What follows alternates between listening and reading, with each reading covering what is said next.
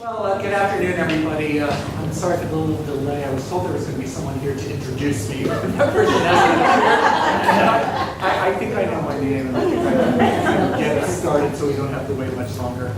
I'm Gregg. I'm the chair of the Department of Theater and Dance here at the University of Washington, and a professor of theater. By training, I'm a director and arts administrator, and that's essentially what I do here on campus.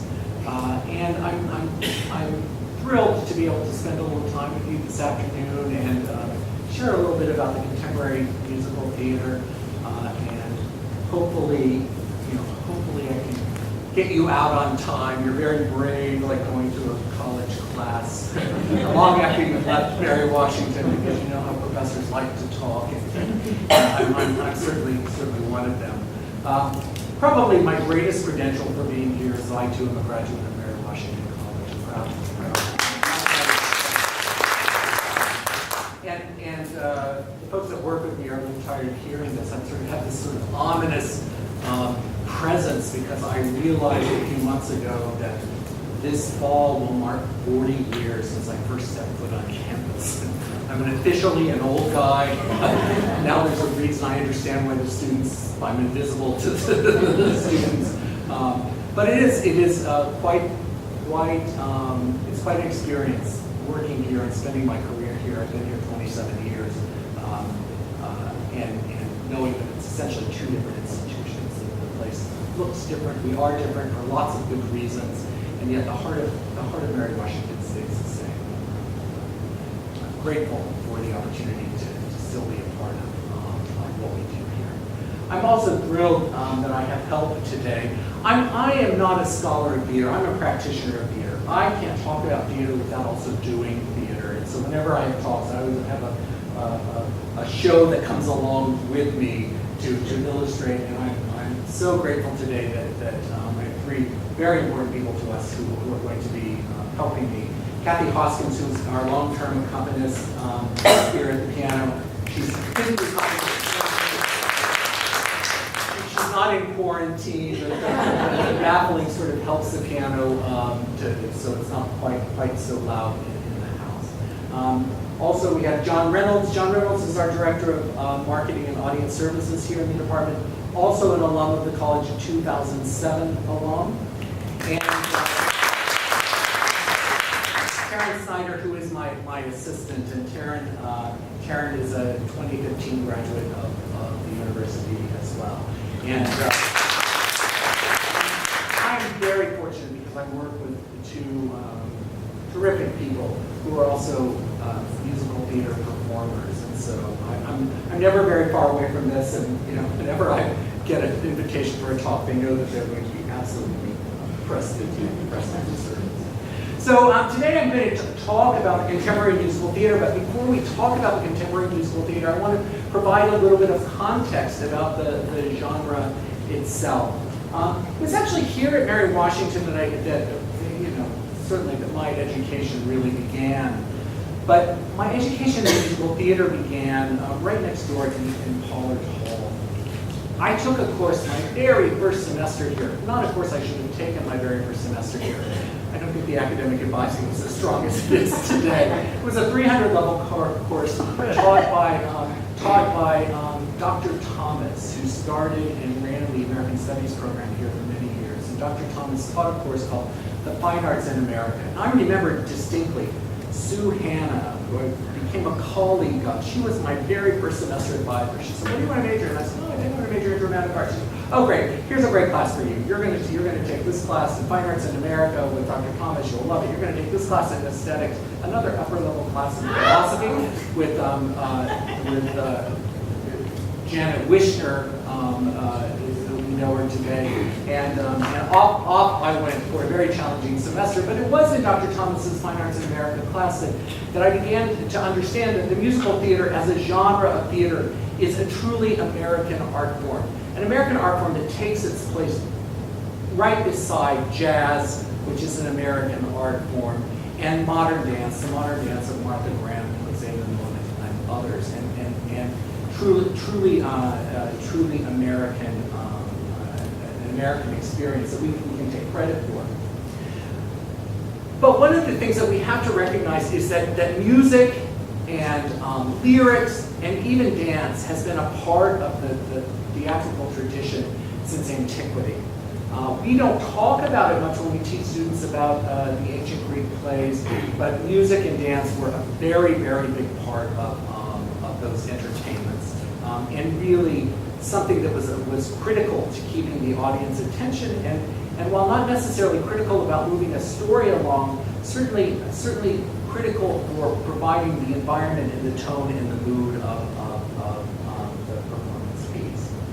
So we actually, in this country, part of making a presentation like this is figuring out what you leave out. So you're getting the Reader's Digest version of this. I'm clearly skipping hundreds and hundreds of years, and we're going to choose a starting point for the American musical theater.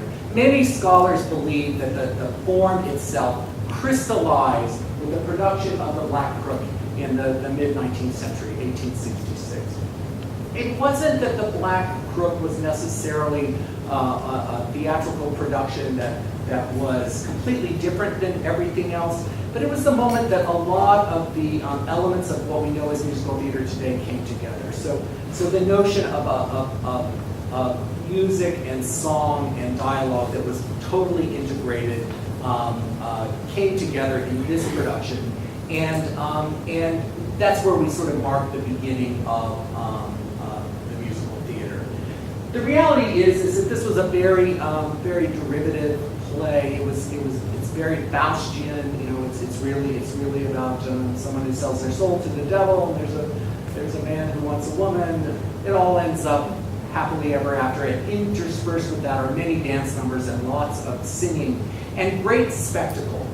Because this was in New York, and in New York at the time there were many music halls, very much like the English music halls, where people went to be entertained. And so the music and dance actually helped that. But in this instance, the music, dance, and book were pretty well integrated. So we say that's the beginning. But it was very European in the model. But when we talk about the musical theater being an American tradition, we also talk about a little production called The Brook. The Brook was a play, a musical play, put on by an American troupe of actors called the Salisbury Troubadours. And in this, a group of people, 3 men and 2 women, go on a picnic ride and go on a picnic.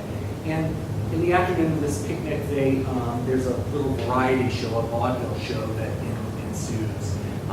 And so we acknowledge the Black Crook as the beginning of the musical theater, but we say that the Brook itself began the sort of American bent on the work. It were Americans that created it, and certainly it was a lot about the American experience.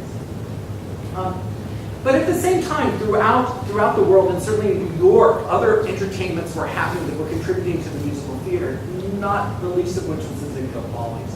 And the Follies became the sort of foundation for spectacle in the musical theater. The Ziegfeld Follies it began in 1907. They ran for 25 years or so. And the Follies were an important contributor to what the form became, and certainly what we sometimes see on the musical theater today. The interesting thing about the Follies was that Ziegfeld really cornered the market on entertainment and really developed this form with dancing, variety acts, and singing. But all of those were disparate. They were like seeing a variety show. It's like watching the Carol Burnett show on TV. It was like watching a variety show. Everything was separate and distinct. But Ziegfeld really did find the formula to make that work. When we talk back about the Black Crook, we often talk about the Black Crook being a very, very important and successful musical theater production. Indeed, it sold in its time $1 million worth of tickets, which was extraordinary. And a lot of scholars actually say that the reason the Black Crook was so successful is not necessarily the material, but it was post-Civil War, and women had experience of being independent and working throughout the war and being independent from their husbands, And women came to the theater and came to entertainment in large numbers after the Civil War in ways that they never had before. And indeed, it started a trajectory. Today we know that in the theater world, our audience is largely women. Women are the decision makers when we go to the theater. And that started after the Civil War, when women had agency to actually decide what they wanted to be entertained by, and they went by themselves. You know, if their husbands didn't want to go to the theater, they went by themselves. But Ziegfeld was about the opposite. Ziegfeld locked into this market of men who wanted to be entertained. And this looks very tame. This is the original cast of the 1907 Ziegfeld Follies. And, you know, I tried to be very judicious. But the Follies became, you know, we're after the Folie Légère in Paris. The Follies became a pretty you know, risque place. And indeed, there are lots and lots of stories and news accounts of the Follies being shut down because of lewdness on the stage, including one where Mae West was the star of the Follies, and after 2 performances, the police shut Mae West down. But Ziegfeld was very good about taking popular entertainers of the day and building shows around them, and then of course people flocked to them. But then, you know, we look at really where this form of telling a through music, song, and dance comes from. And we see that in 1927, showboat becomes the moment when it crystallizes for us. So this is a well-known play. It's revived often today. Jerome Kern and Oscar Hammerstein, a play about the life of the people that surround this Mississippi riverboat over several decades. And it was a play where the music and the songs and the dialogue were more closely related to each other than anything that preceded it.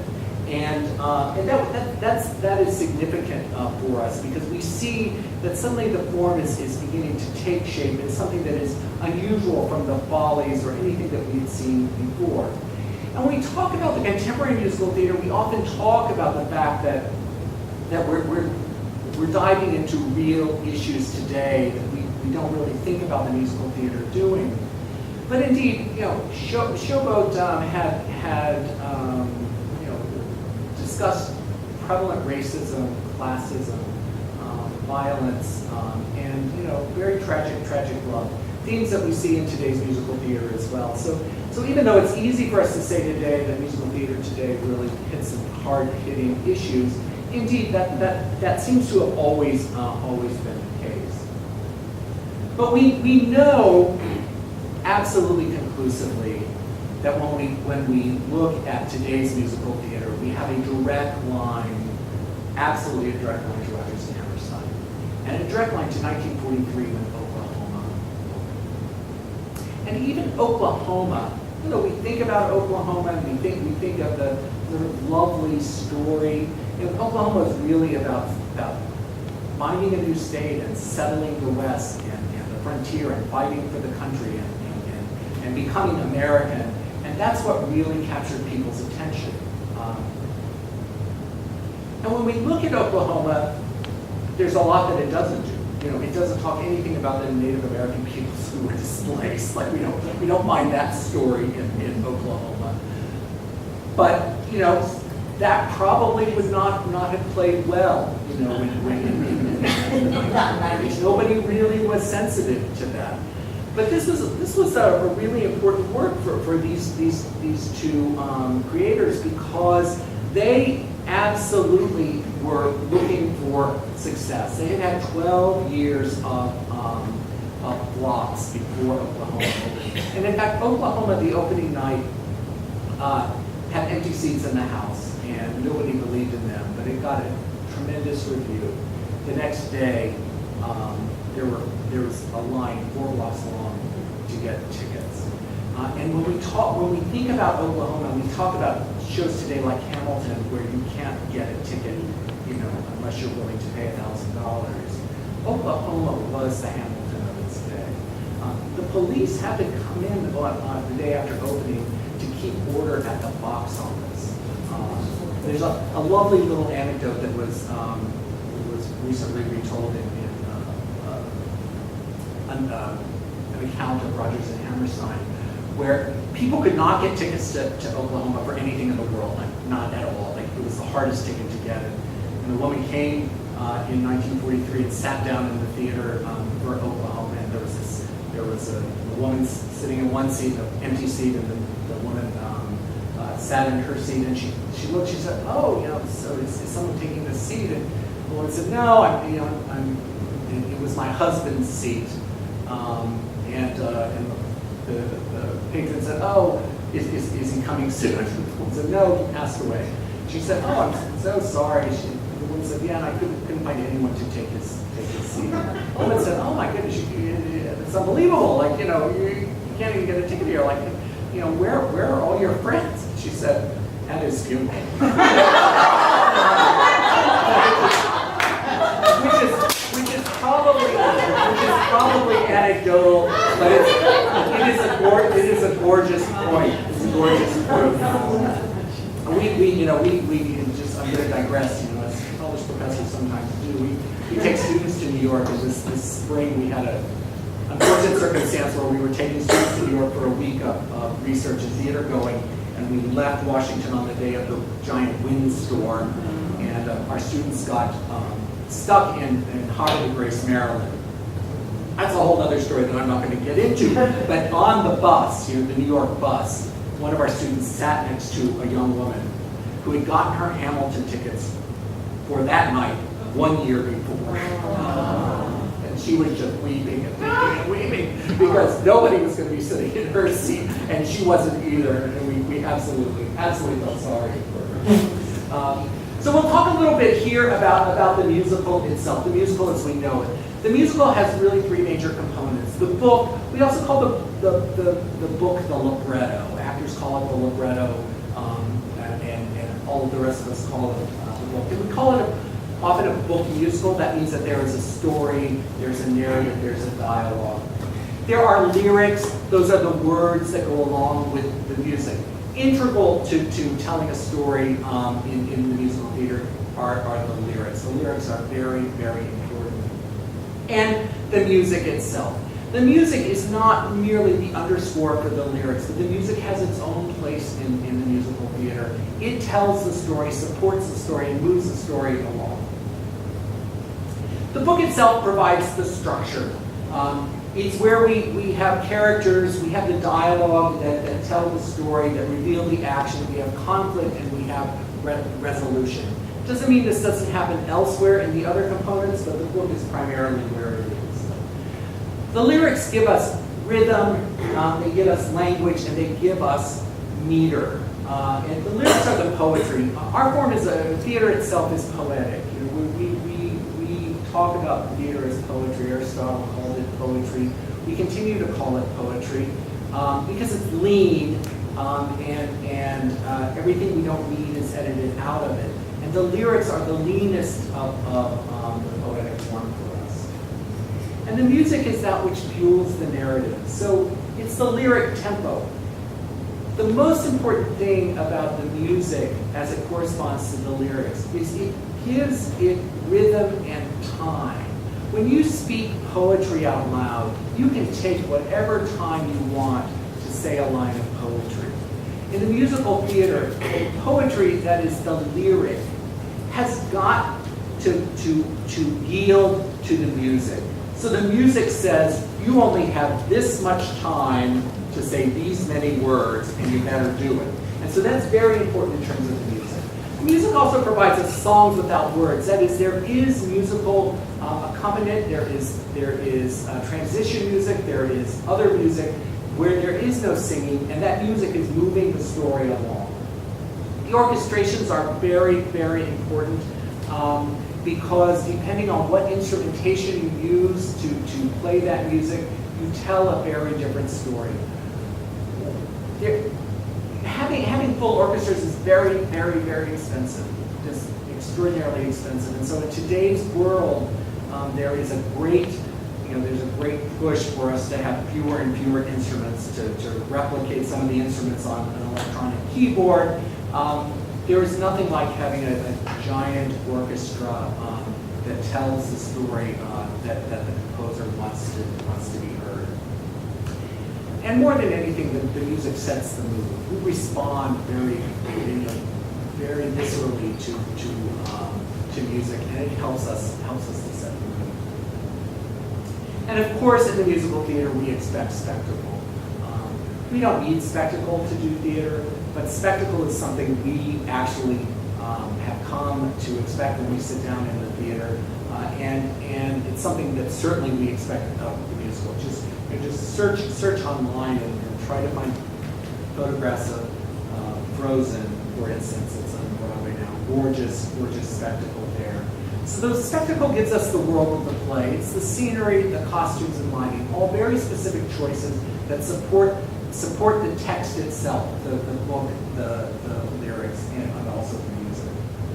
And finally, there's dance, there's choreography. From the beginning, certainly since Oklahoma, but really before that, dance has been a very, very important part of the musical theater. It used to be that we trained musical theater performers as triple threats. That is, they had to be equally strong in singing, in dancing, and in acting. And indeed, the very best programs today still try to do that. But we know a lot of the contemporary musical theater today doesn't rely on dancing like Oklahoma relied on dancing. It used to be you could be a dancer and work in the professional musical theater for an entire career. There are fewer and fewer shows that allow you to do that today. But dance is very important, and dance does tell the story. Agnes DeMille, who choreographed Oklahoma, legendary work for the musical theater.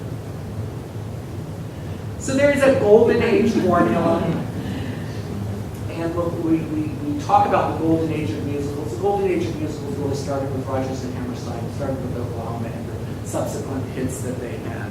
But the golden age musical formula is really the boy wants the girl, the boy loses the girl, and the boy gets the girl. It never ever, there's not a line here where the boy gets the girl before the boy loses the girl. And that's important because we see that actually in the musical theater.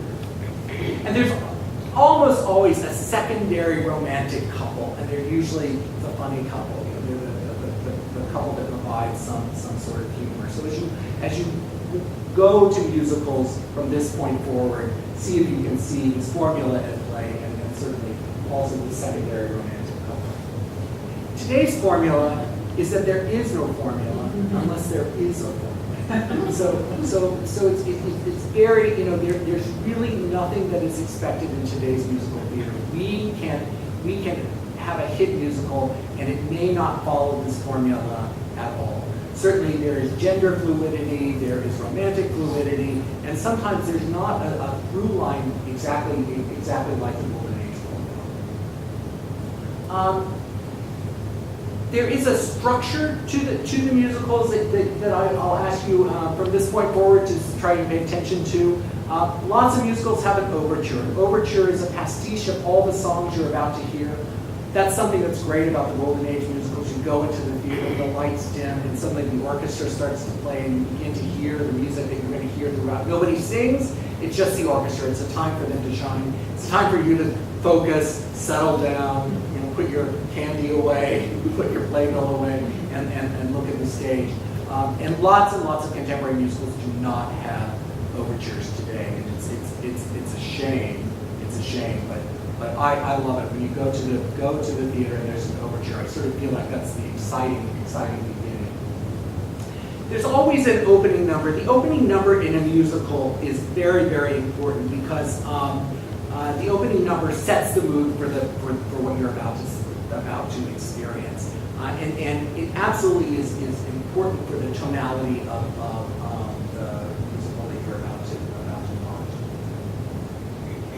Early on, there's an I want song, sometimes called an I wish song. The I want song is where usually the romantic lead lets us know what it is the major objective is, what it is that the person wants, and it's going to drive us forward into conflict in this musical. So wouldn't it be Loverly in My Fair Lady, My Shot in Hamilton, Corner of the Sky in Pippin, The Wizard and I in Wicked. It's the I want.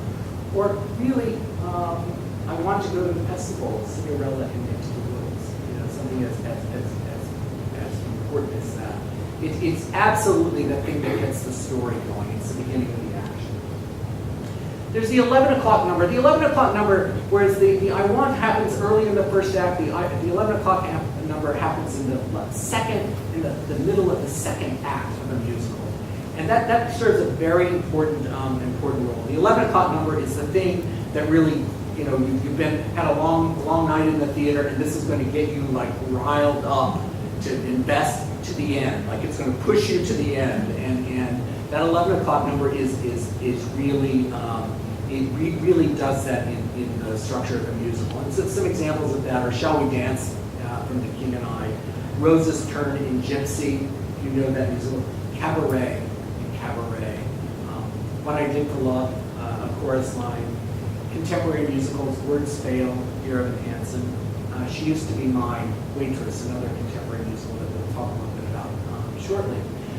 That 11 o'clock number is the thing that seals your investment, your emotional investment, and that's where you root for the good end. And then finally, there's a finale. The finale is usually a reprise of some familiar number. It's the thing that the composers want you to go out humming when you're walking to your car. It is the resolution of the music and the lyrics and the story. So one of the things that is interesting to me, if I look at the span of musical theater, is that we've gone from talking about musical comedy to musical theater. And really, I think that Rodgers and Hammerstein they bridged that for us. So musical comedy before that, variety shows, sketch acts, burlesque, were comedic. And beginning with Rodgers and Hammerstein, we actually have serious plays. We have Carousel and Oklahoma. Plays that really have some deeper intent for us. And so the form itself continues to evolve, but certainly it evolved in that mid-century with Rodgers and Hammerstein. And today we have all these subgenres of musicals that are harking back to the beginning, but they're their own. Jukebox musicals, where we take the form of the musical and we use it to explore the music of a certain era. Forever Plaid, for instance, is a jukebox musical, or certain artists, Jersey Boys, for instance, or Carole King, Beautiful. Those are jukebox musicals, and that the musicals themselves are really excuses to do those composers' songs. We have a review. A review is a musical that really has no through line, no text. It may have a little text, but it's really another way where we just have an excuse for an evening of music. We'll look at one soon today called Elegies, a musical review that doesn't have much of a through line, but does explore one composer's work. The concept musical itself is the musical that there is something else going on that wants to be explored and is using the musical form. So the concept musical, for instance, would be like Avenue Q. Avenue Q has a book, but the concept itself is really puppets who are human who sing, right? So and there are plenty of those concept musicals. Rock musicals, of course, the ones that we know very well. Jesus Christ Superstar, for instance, Rent in the contemporary genre, Spring Awakening in the contemporary musical. But musicals that really take music that is not what we think of as standard American musical theater fare, and they take other music, co-opt it, and actually use the form and push out a story in that way. And then there are the derivatives. We have derivative musicals that are the cartoons that become musicals, beginning with Beauty and the Beast, starting the sort of Disney theatrical empire. Movies that become musicals, Waitress being one of them. So those derivative musicals where the form is the content is not original, but we're grabbing from somewhere else. Interestingly, today we are looking back at the Golden Age musicals and we're taking a fresh look. One of the biggest hits on Broadway, Hello Dolly. certainly a star vehicle, always was a star vehicle, but a play that we are looking at again. And we've had very important productions of Hello Dolly, My Fair Lady, Carousel, South Pacific, The King and I suspect, I'll predict today that we will probably have a pretty landmark revival of Oklahoma very, very soon. These shows have audiences, and if you're ever in New York, I'm talking primarily about the commercial theater in New York, ever in New York, Lincoln Center is doing a terrific job of reviving the Golden Age musical. My Fair Lady is their most recent. They've done South Pacific, they've done The King and I. Gorgeous, gorgeous, gorgeous productions. So we're going to move on. We're going to talk a little bit more specifically about some of the contemporary musicals and how they compare to what we know in terms of history. So we have a play running on Broadway now, a musical running on Broadway, Waitress. And Waitress is very interesting. It is a movie that became a musical, and the composer was actually not a musical theater composer. It was Sarah Bareilles who wrote the music, but has a long theatrical tradition. And so that is unusual in itself. What is really important, though, in terms of the story itself, is that this musical is really about the central character, Jenna, who you might sort of flip the Golden Age formula on its head. But at the end, she can choose between two men, and she chooses herself. She chooses her future apart from those two men at the end of the musical. I'm sorry, I'm sort of spoiling it for you. It's at the National Theater this fall, but that's all right. You could probably figure it out early in the show. That may well be what's going to happen. But it's a gorgeous musical that doesn't sound like any other musical that's running on Broadway today. But what's important is that the central figure, the woman, does not end up with a man and ends up happy anyway. And so we're going to give you She Used to Be Mine from Waitress.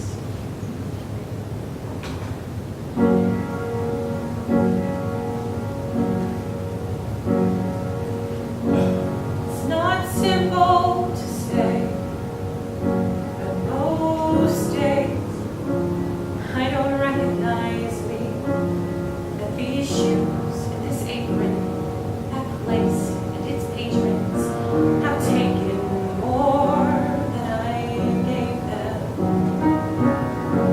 It's not easy to know I'm not anything like I used to be, although it's true I was never attention sweet center.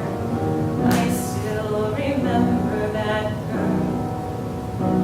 She's imperfect, but she tries. She is good, but she lies. She is hard on herself. She is broken and won't ask for help. She is messy, but she's kind. She is lonely most of the time. She is all of this mixed up and baked in a beautiful pie. She is gone, but she used to be mine.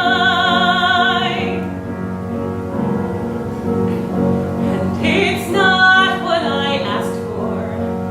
Sometimes life just kicks in through a back door and carves out a person and makes you believe it's all true. Now I've got you, and you're not what I asked for. If I'm honest, I know I would give it all back for a chance to start over and rewrite an ending or two. For that girl that I knew would be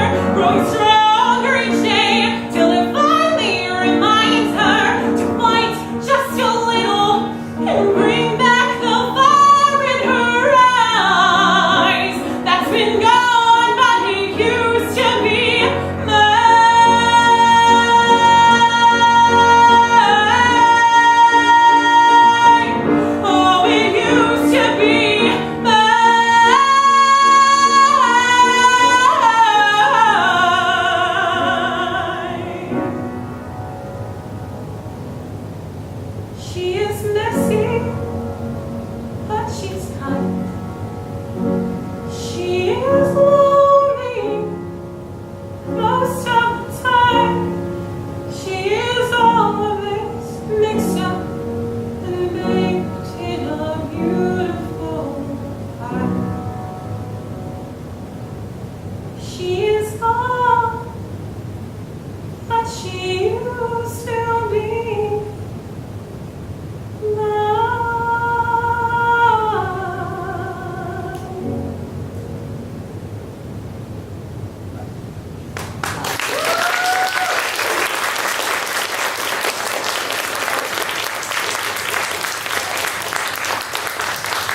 How lucky I am to have people who sing all around me. He's coming to work at So we have traditions of very strong women characters in the musical theater, but really the landmark difference with Waitress is we've always had strong women who emerged, but they always had a man by their side. And this musical, that is not the case. It's a gorgeous testament to the stories that we're telling here today. So we'll move on and talk a little bit about an I Want song. So Rent became an instant and cultural phenomenon in our country. Opened at the New York Theater Workshop, very soon transferred to Broadway. Very interesting story about young people struggling in the East Village to find themselves, to pay their rent, to become the people they are. In a world where rent is very high, there is this surging AIDS epidemic, and a lot of uncertainty all around them, socially and politically. Largely based on La Boheme, the opera, Rent actually gave voice to a whole generation of people in a way that the musical theater never had before. It was Rent that really began what we see in Broadway all the way to time now. Long lines, rush tickets, young people. Rent brought young people into the theater. The other thing that Rent did is it showed a diversity on the stage that we had not seen on Broadway before. We've seen it in the theater, but in Broadway we've never seen the diversity that Rent gave us on the stage. And so that's significant. The other thing I'll tell you, I'll just clue you in that nobody's really written about it, is if you go to New York today and you walk around the Times Square Broadway district, the outside of every theater it's all marketing. It's all images. Like, you can't escape it. You know what show is in there. You walk by a Waitress, and there are so many images of that show on the outside of the theater. It used to be, before 1996, every Broadway theater looked like the gorgeous architectural theater that it was. It was Rent that transformed the outside of the theater and began that sort of marketing craze that we see today. I'm not so sure that's always a great thing, but certainly it is another thing that Rent did that changed the business for us. So John's going to share with us Roger's I Want song from Rent, one song, Glory. It's also a very interesting, Rent is interesting because after Rent, the musical devised by Jonathan Larson, who died, tragically, if you didn't know this, died tragically before he got to see this mighty kind of success in his 30s. After the phenomenon of Rent on Broadway, it became a movie, and it's very, very unusual for that to happen. So, one song.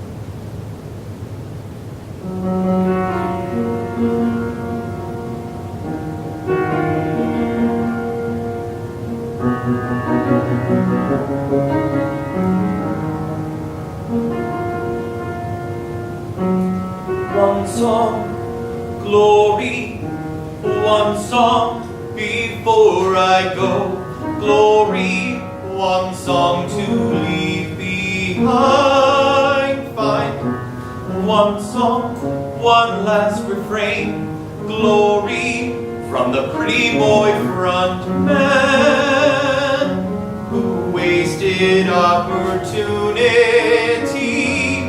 One song, he had the world at his feet, glory in the eyes of a young girl, a young girl. Find glory beyond the cheap-colored lights, one song before the sun sets. Glory on another empty life. Time flies, time dies. Glory, one blaze of glory, one blaze of glory,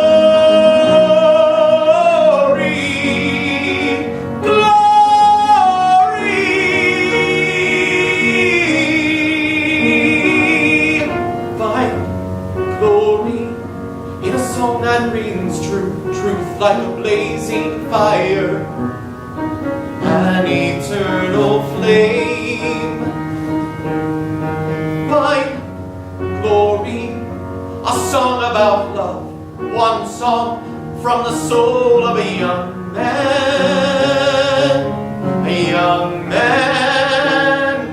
Find the one song before the virus takes hold. Glory like a sunset, one song to redeem this empty life. Time flies, and there's no need to endure anymore. Time dies.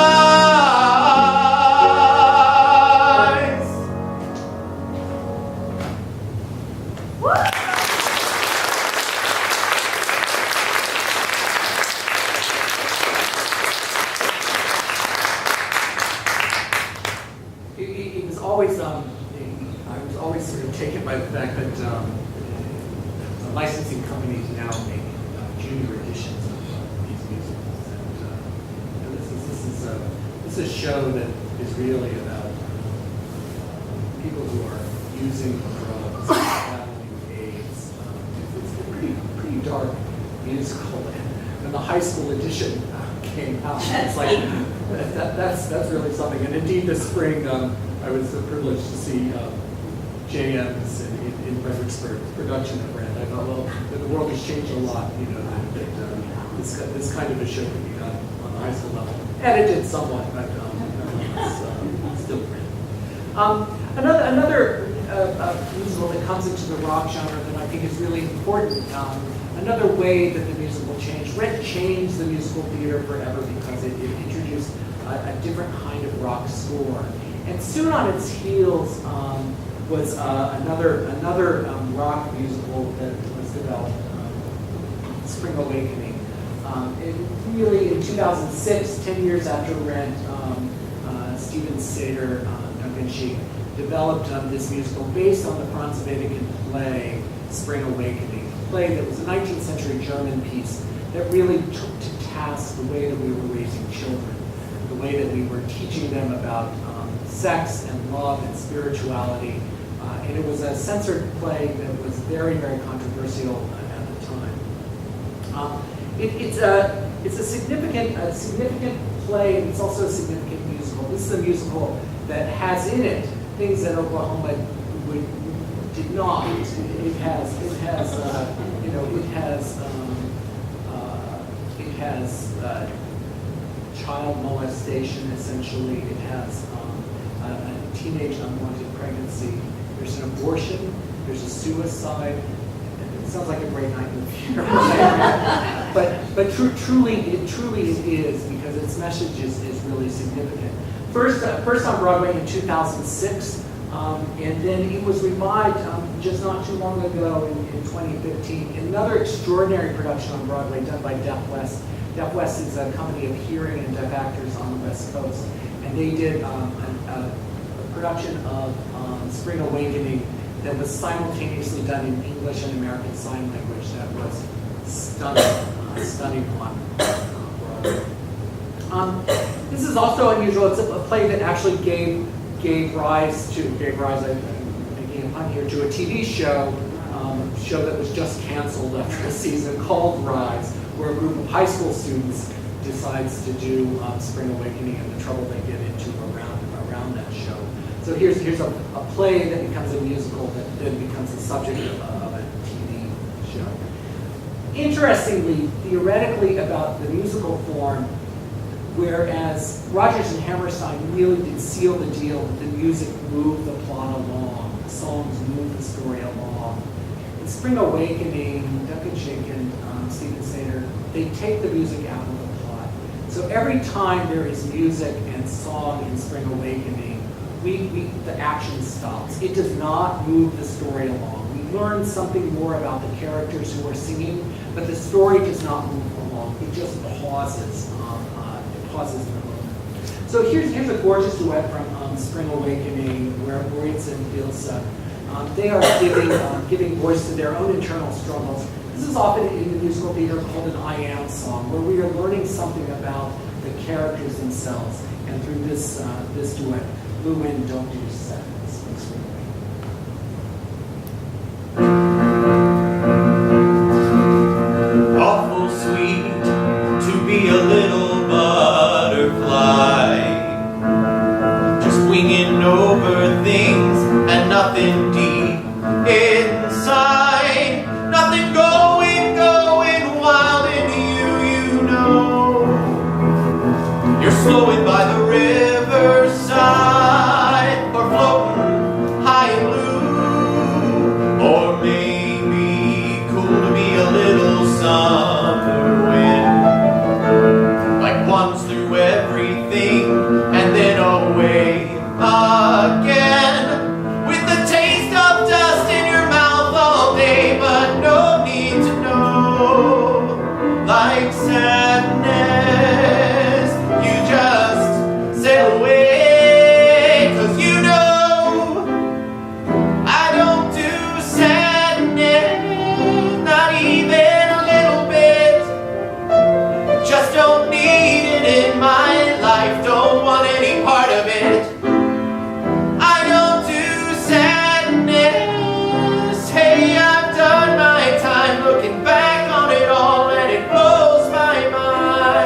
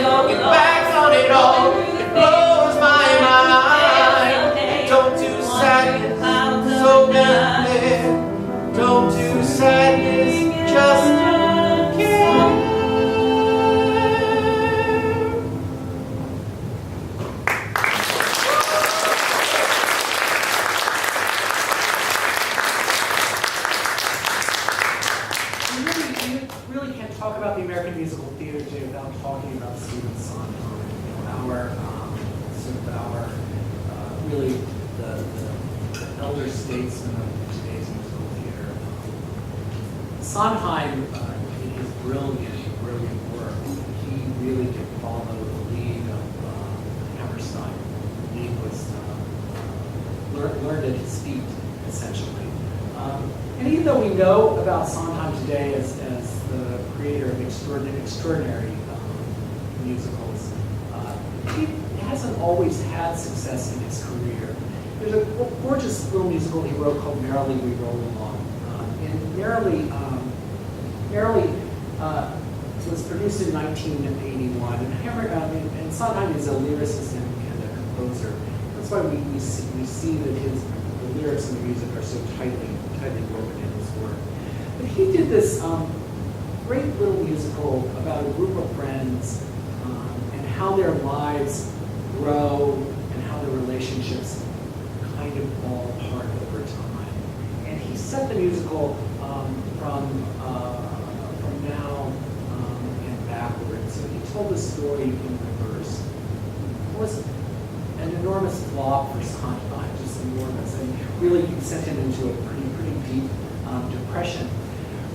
Oddly enough, it gave birth to a lot of songs that we actually know today and we remember.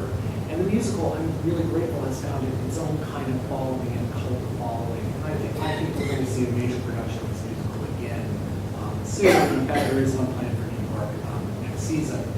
And it is, this is kind of a shameless plug. It is our musical this fall. Roll along. So here's this sort of shameless plug of the day. And Taryn singing probably perhaps the best known song from it.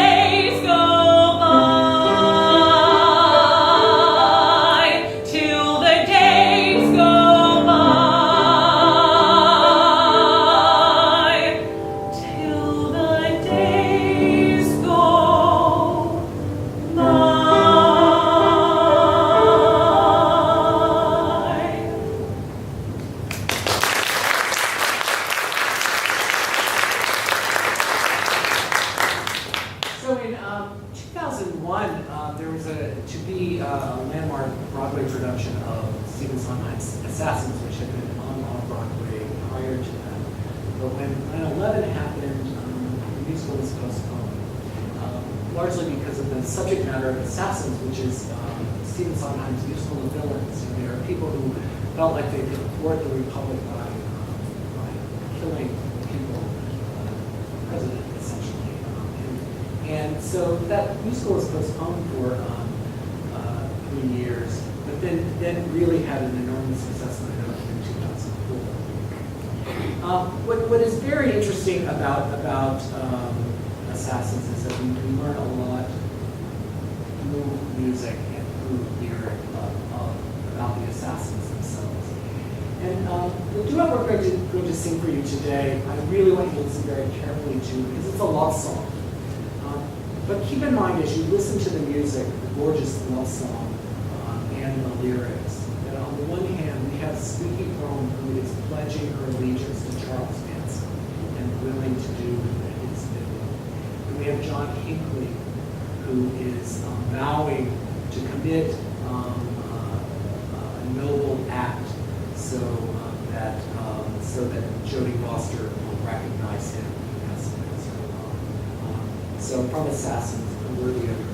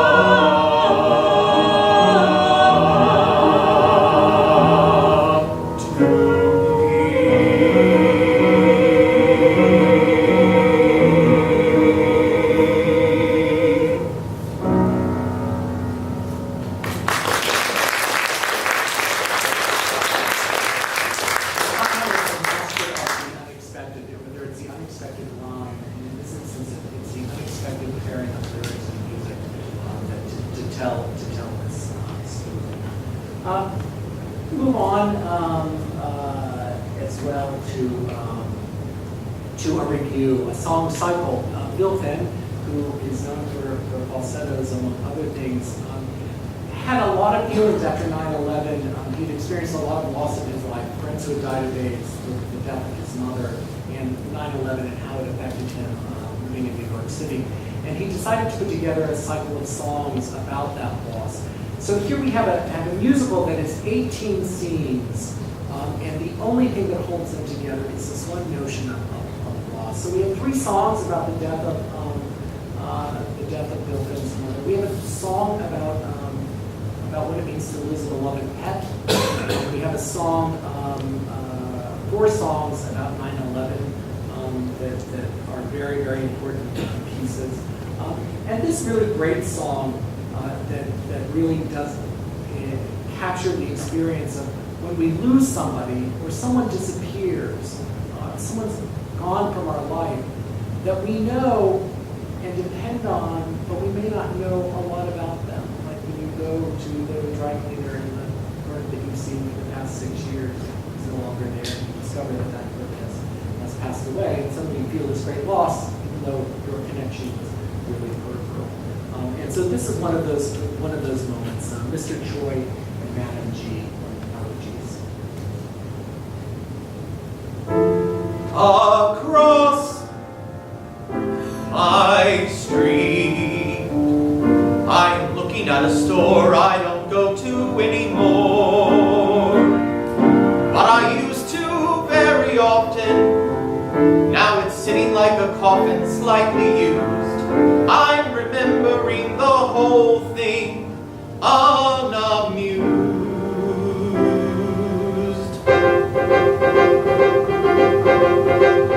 This place was just a fruit stand, I think, was run, I think, by Eastern Europeans, who in a year were bought up by Koreans and their family from Seoul, who fed me at their family sink. We ate kimchi and followed their traditions. I told them about my crazy-ass ambitions and they handed me a bowl filled with luck and self-control. Looking in the window of this emptied out space, I see their reflections in my face. I see Mr. Choi and Madam G squawking at their family, who stand there with these irritated grins. The children always practicing their violins, open 24 hours from dawn till dawn. And one day they were gone. What happened to these wonderful friends? In 20 years, I never got a letter. I hope their lives got infinitely better, and I wanted to explain how their friendship kept me sane. Looking in the window of this emptied out space, I see their reflections in my face.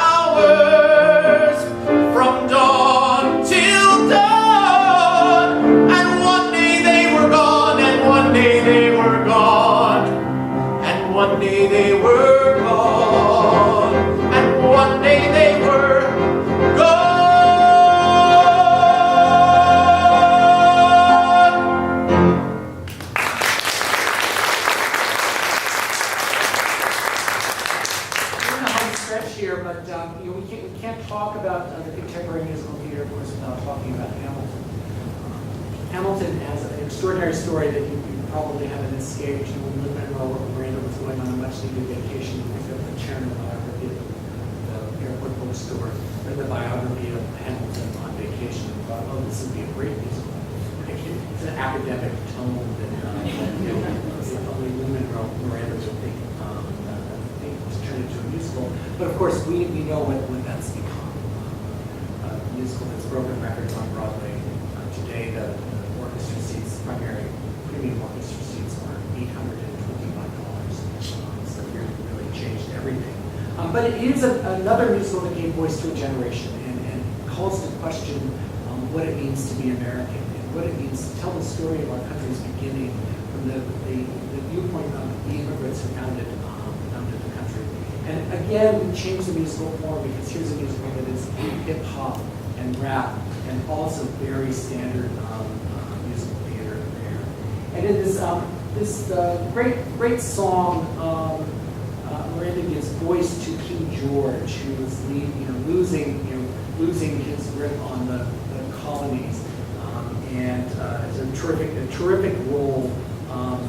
But here, he's fairly certain at this moment in the play that the colonists will come begging to be part of his kingdom once again.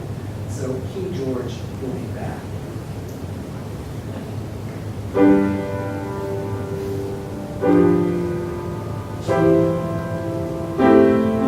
You say the price of my love's not a price that you're willing to pay. You cry in your tea, which you hurl in the sea when you see me go by. Why so sad?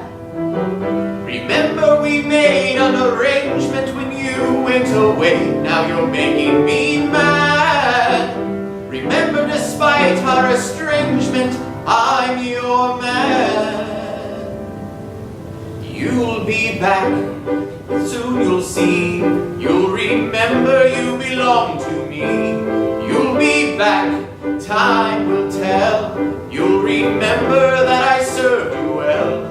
Oceans rise, empires fall. We have seen each other through it all. And when push comes to shove, I will send a fully armed battalion to remind you of my love. Da da da da da da da da da da da da da da da da da da. You say your love is draining and you can't go on. You'll be the one complaining when I am gone. And no, don't change the subject, 'cause you're my favorite subject, my sweet, submissive subject, my loyal, royal subject, forever and ever and ever and ever and ever. You'll be back like before. I will fight the fight and win the war for your love, for your praise, and I'll love you till my dying days. When you're gone, I'll go mad. So don't throw away this thing we had, 'cause when push comes to shove, I will kill your friends and family to remind you of my love. Da da da da da da da da da da da da da da da ya da da da da da da da da ya da da da da. Everybody. Da da da da da da da da ya da da da da da ya da da da da da ya da da da da ya da.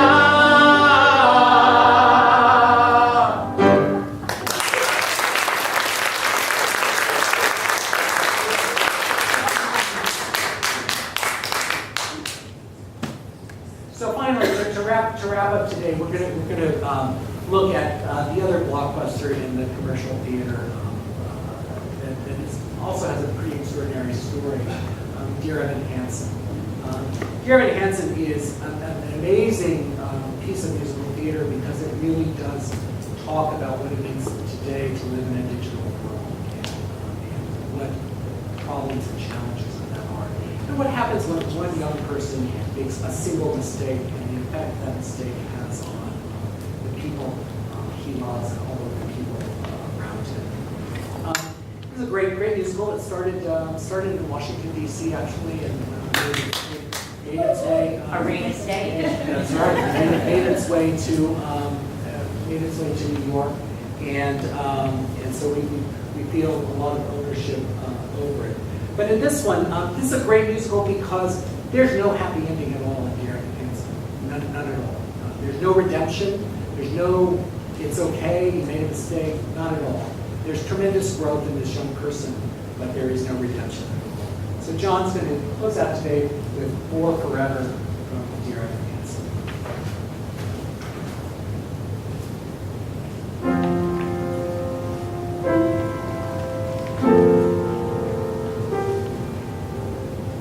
End of May or early June, this picture-perfect afternoon we share. Drive the winding country road and grab a scoop at Alumni, and then we're there. An open field that's framed with trees, we pick a spot and shoot the breeze like buddies do. Quoting songs by our favorite bands, telling jokes no one understands except us two. And we talk and take in the view. All we see is sky for forever. We let the world pass by for forever. Feels like we could go on for forever this way. Two friends on a perfect day.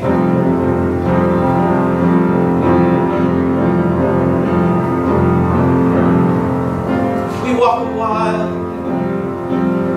while and talk about the things we'll do when we get out of school. Bike the Appalachian Trail, or write a book, or learn to sail. Wouldn't that be cool? There's nothing that we can't discuss, like girls we wish would notice us, but never do. He looks around and he says to me, there's nowhere else I'd rather be, and I say, me too. And we talk and take in the view. We just talk and take in the view. All we see is sky for forever. We let the world pass by for forever. Feels like we could go on for forever this way, this way. All we see is light for forever, 'cause the sun shines bright for forever. Like we'll be alright for forever this way. Two friends on a perfect day. And there he goes, racing towards the tallest tree. From far across that yellow field, I hear him calling, follow me. And there we go, wondering how the world might look from up so high. 1 foot after the other, one branch then to another. I climb higher and higher. I climb until the entire sun shines on my face. And I suddenly feel the branch give way. I'm on the ground. My arm goes numb. I look around and I see him come to get me. He's coming to get me. And everything's okay. see is sky, for forever we let the world pass by, for forever. Buddy, you and I, for forever this way, this way. All we see is light, 'cause the sun burns bright. Life would be alright for forever this way. Two friends, true friends, on a perfect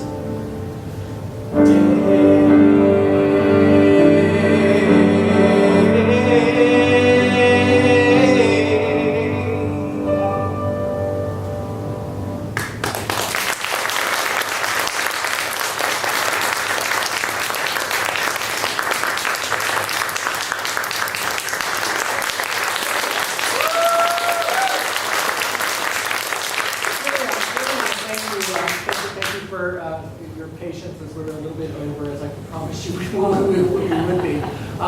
But I also want to let you know as you leave here that we have an extraordinary theater program here at Mary Washington. We have hundreds of students who work in professional theater, hundreds of others who are living extraordinary lives doing lots of things. If you read this edition of the Alumni magazine, you'll read about one of our own, Anissa, who just 5 years out of college just opened her third Broadway show. So we're very, very proud. If you happen to be here when we are producing theater, come see us, come be with us, come talk with us, because we would love to have you in our audience. And so as we leave today, thank you, Kathy, as always.